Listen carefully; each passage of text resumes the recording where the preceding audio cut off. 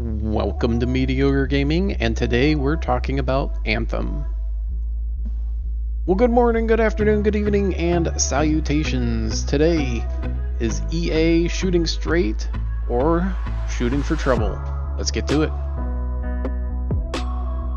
So, full disclosure, I certainly hope that the upcoming Anthem game in February will be a big success, be a lot of fun to play with your friends or by yourself, and I hope that that is the case. And full disclaimer, everything I'm going to talk about is only a fictitious possibility of what could happen with the game and not what is actually planned. Alright, so having said that, let's get to it. So we know that Anthem is coming out in February 22nd. For most people, February 15th if you have EA Access or Origin Access Premier. Why the disparity? If you have the EA Access on the Xbox One or Origin Access on the PC, then you have that subscription basis and you have access to games earlier than everyone else. We also know that Anthem is going to be a standard price, and any future DLC will be available for all players. So any expansions that they do with storytelling or with real estate is going to be available to everyone, and they're not going to block it off and divide the community based on what content you have available. Now, having said that, what could possibly go wrong? Well, a lot of things could go wrong, but we do know for certain that loot boxes are not contained in Anthem in any way, shape, or form. Anything you buy with premium currency will be cosmetic only.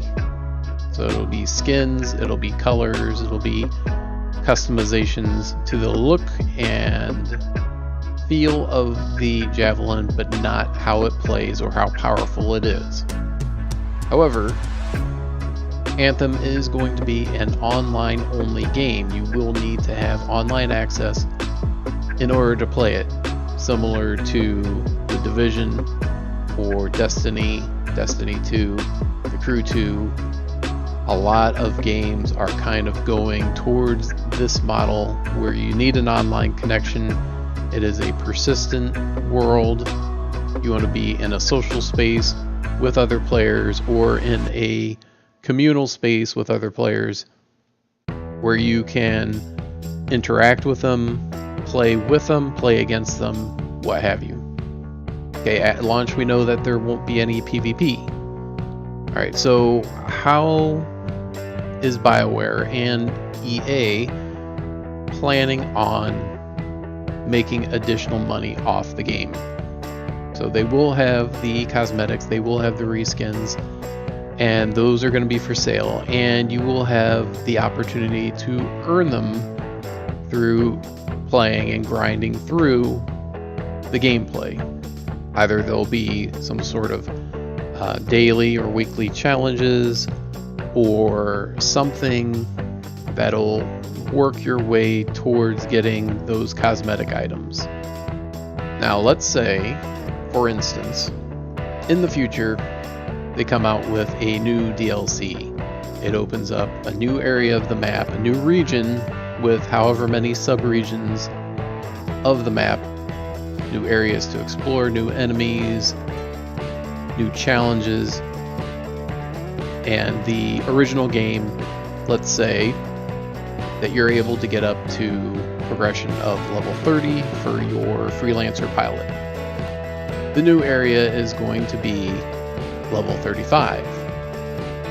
So it's going to be very challenging for you at level 30 to compete in a level 35 area. Now when that comes out, they also come out with a expansion progression pass or whatever you want to call it, where you can earn another 5 levels or have the capacity to earn 5 more levels to your pilot progression.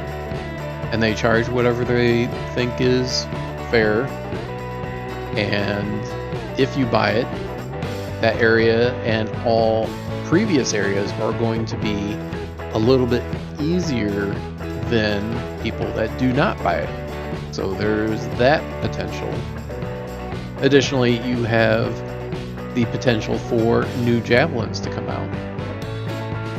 So let's say, similar scenario, they come out with a whole new region with 10 subregions or whatever it happens to be. It is the same level as your maximum level, or maybe 1 level higher just to make it a little bit more challenging. And just by coincidence, they come out with 2 new javelins. And if you want the new javelin, it's going to cost you $20 per javelin. And as you find out as you're playing, the new javelins are more attuned to fighting the bad guys than the old javelins. All of a sudden, the old javelins are obsolete, and the new javelins are the only way to go.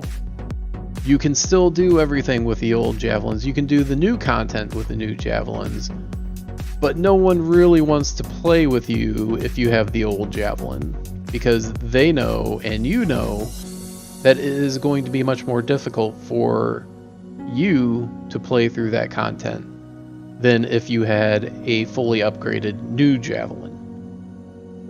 So this is another possibility. And a third possibility, you have, again, a new region or possibly even a new challenge level, a new difficulty level for existing content. So maybe they're not even opening up a new area, it's just making the old content more challenging, more difficult bosses. Bosses are a little bit more of a bullet sponge. Enemies in general are harder to take down, and they're taking you down much more easily. And they come along around the same time and they say, we have added a couple more gear mods to your javelins, but in order to unlock those, you have to pay for them.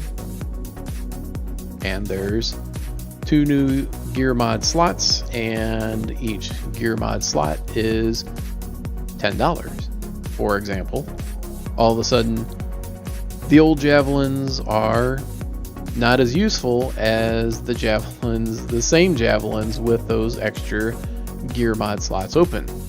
So here are 3 examples of what could possibly happen in the future of Anthem.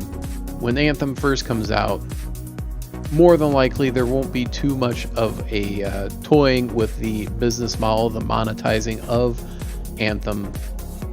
But as time goes on, BioWare, EA, they have to pay for their servers, and I'm not saying that they should not make a normal profit off of their intellectual property. What I'm saying is, based on their previous business models of loot crates and loot boxes and Madden Ultimate Team and FIFA Ultimate Team, that those digital loot crates, those digital buys are very, very tempting for consumers and very, very tempting for stockholders in EA to persist in that type of business model. So as I said in the beginning, hopefully this will not be the case. This is hopefully just a cautionary tale that is completely and utterly false. Well, I hope you enjoyed this video. Make sure to ring the bell before you leave to be notified of all future episodes as soon as they go live. And thank you for liking, commenting, and subscribing, and we'll see you next time.